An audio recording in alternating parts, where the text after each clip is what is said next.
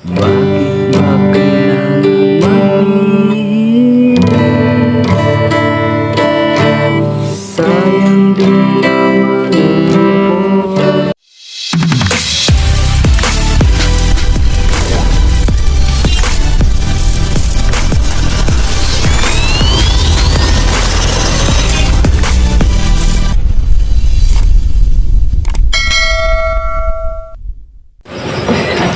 Hello guys, magandang gabi sa inyong lahat. Lalo na sa mga viewers natin, magandang gabi sa inyo at sa mga subscribers. Maraming salamat sa pag-subscribe din. Sa mga viewers na hindi pa nakasubscribe, please subscribe my channel, Janry Sanjos Guitar.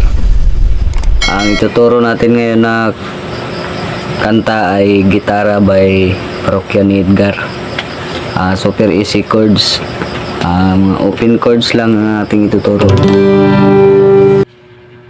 Tsaka i-shout out ko rin si mga kagitar, si Linglingay Tilocano. Maraming salamat pala sa iyong suporta. Mabuhay po kayo dyan, ang iyong buong pamilya. Tsaka kung sino yung mag shout out sa atin, comment lang kayo dyan sa comment section o request lang. Kung makaya lang natin yung mga request nyo, gagawin natin para makatulong din tayo sa mga beginners nga nag-aaral pa lang mag-gitara. Yun lang guys, yun lang mga kagitarang kang Linglingay Tilocano or Linglingay T. Ilocano. Mabuhay po kayo. Salamat. Umpisahan natin sa intro. Huwag na tayo mag-intro. Diretso na tayo sa verse. Ang sa verse, G, then G over B. Kung marunong na kayo mag-bar chords, pwedeng B minor.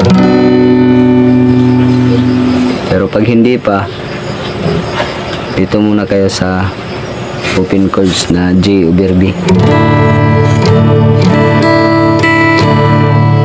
Ang G over B, 6th string, 2nd fret, 3rd string, 2nd fret, 3rd fret, 2nd string. Yan ang G over B. Then C. Yung C natin na tinuturo, 2, 4, 5. Then D.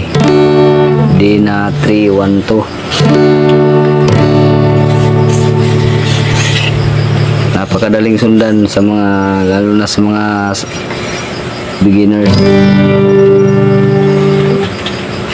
Diretso tayo sa verse. Sa G. Yung strumming pattern is down, down, up, up, down. Hinaan natin na down, down, up, up, down. Verse. Bakit ba kailangang mahirap? Sayang din naman ang forma. Bagalan lang natin guys, lagi lang naman sisihin sa tuwing tayo magkasama. Bakit ba kailangan ng oras kung marami naman pag-aalay sa'yo? Buo ko nilang naawit.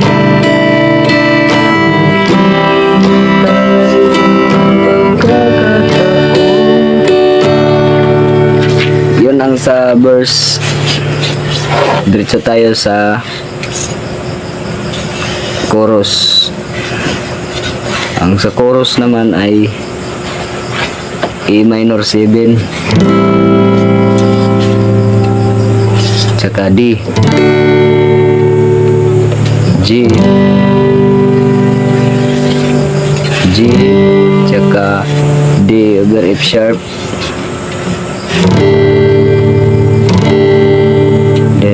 minor. Balik na naman kayo sa E minor 7. Yung E minor 7 guys, ito 2, 4, second string, first fret, tsaka fourth string, second fret. Then ang D F sharp natin is ganito, 6 string, second fret sa third string, at saka parang G over B, pero may hiniliit nyo dito, magkatabi sila ang dalawa para magjowa. Pang. Then E minor, proceed na tayo sa chorus. Hayaan na lang sila, magkandarapan na manligaw sa'yo. Tsaka yung strumming pala dito guys, kasi magkadikit-dikit sila. Pag magkandarapan na kayo sa G, magkandarapan na, dalawang strum, magkandarapan na manligaw sa'yo. Sa G tsaka sa D F sharp, dalawang strum lang, magkandarapan na manligaw sa'yo. Balik sa strumming, balik na naman. Idadaan na lang kita sa awitin kong ito, sa bayang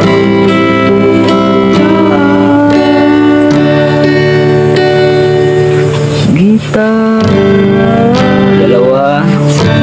Dalawa, tsaka E. Yung E natin guys, parang E minor 7, kasi yung E minor 7 dito sa baba, iangat nyo lang third string tsaka fifth string, tsaka fourth string ng second fret. Balik na naman kayo sa baba. Idadaan na sa gitara. Yun ang sa chorus natin. Then mag-verse kayo.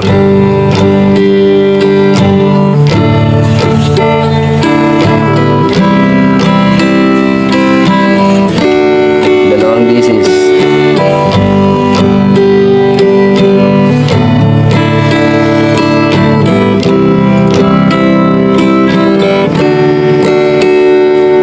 Sa verse 2 na naman kayo, parehas lang yung chords sa verse 1 at saka sa verse 2. Yung sa chorus naman, pangalawang chorus, yun lang din ang chords sa first chorus natin kanina. Yung E minor 7, D, G, na iba lang yung strumming pagdating nyo sa D F sharp.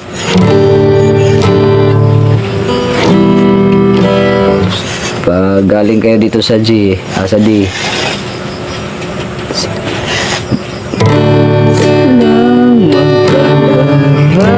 dalawang strum lang, dalawang strum, magkandarapan na manligaw sa'yo. Balik, magkandarapan pag E minor na, balik na kayo sa strumming na down, down, down, down, up, up, down. Balik naman, idadaan kita sa isa, dalawa,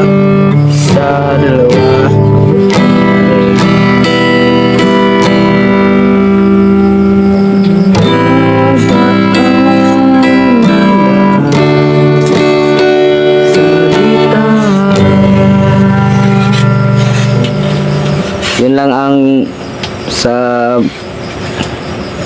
mga beginners guys yun lang ang chords, pero sa mga style naman ng gitara pwede tayong magturo sa susunod natin na video, yung may mga kulikot-kulikot dito.